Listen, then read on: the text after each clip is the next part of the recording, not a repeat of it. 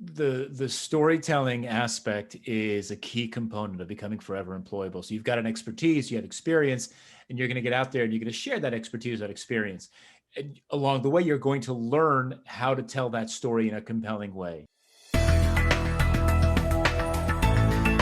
Learning. And the key question is, do you think you're safe to fail? So we're talking here about psychological safety, about learning, but more than that, like being able to learn from your mistakes, right? So it's not about just like formal training and things like that, but really engaging a learning culture within your organization.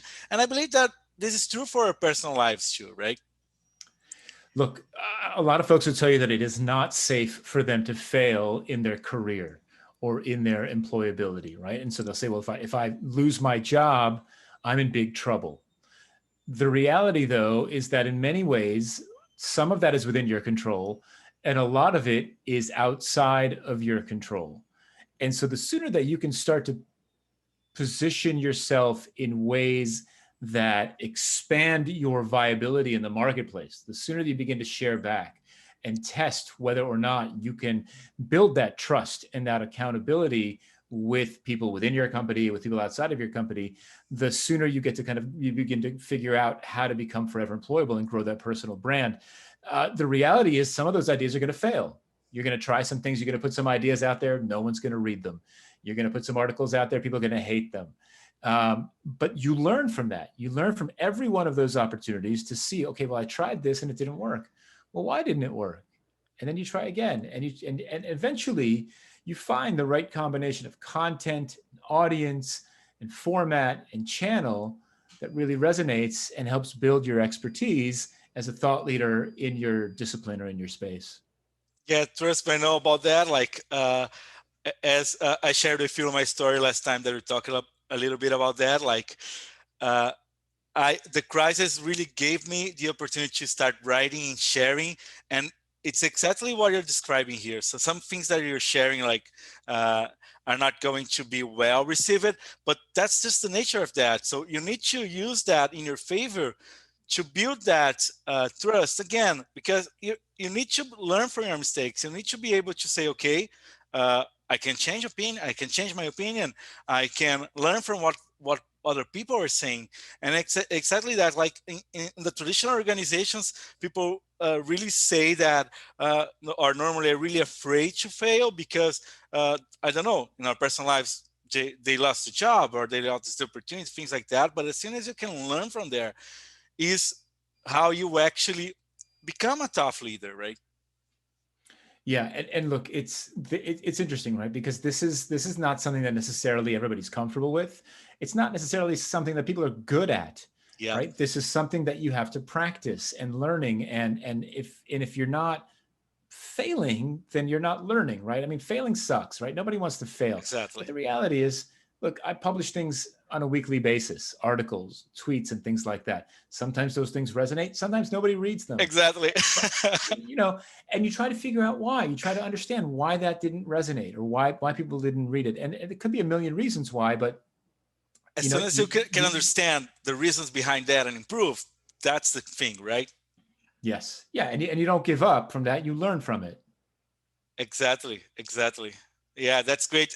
And it's really this way in the organizations. If you think about the organizations that really thrive in the crisis, there are learning organizations, right? So they are organizations that keep learning from their mistakes and try to make different things because of that.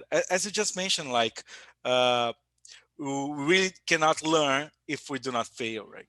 And that's the thing. Yeah. And I believe that for personal life, it's just like that. We good. So one thing that I think is important to mention here, like, normally people underestimate or superestimates the power of trainings, right? And I believe this is also an interesting thing for us to discuss. Like, I believe, at least for me, that I'm an agile leader. I really strive to be up to date in that space. And normally people just start like getting a lot of certifications. And today, the market is right now is like flooded with certifications from all kinds of institutes and things like that, because we know this is a market, right? Yeah. And people normally just start to say, okay, saying, okay, I have a bunch of certification and things that this is enough for them to become employable or to actually show that they have expertise in the field.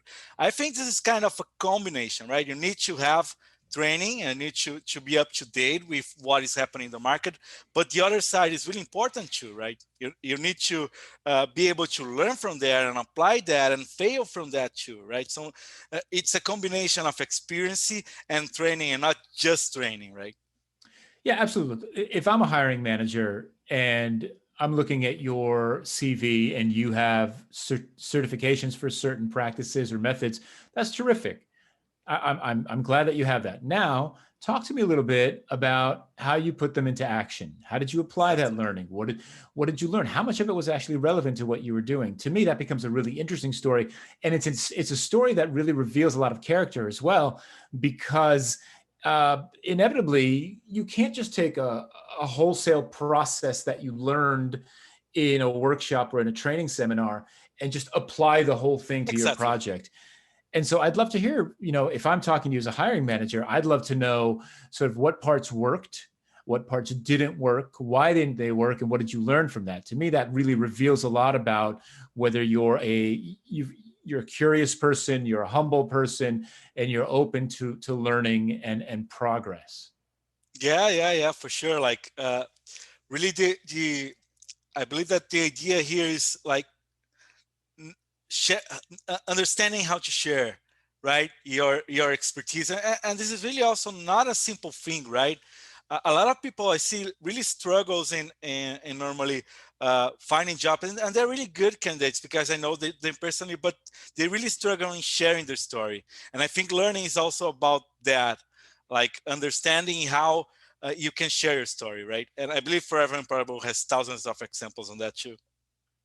Yes, I mean, look, the storytelling aspect is a key component of becoming forever employable. So you've got an expertise, you have experience, and you're going to get out there and you're going to share that expertise, that experience. And along the way, you're going to learn how to tell that story in a compelling way. That's absolutely important. And again, the first time, the second time, the third time you do that, it may not be a compelling way, but you learn and you get better and you exercise those muscles and they get stronger.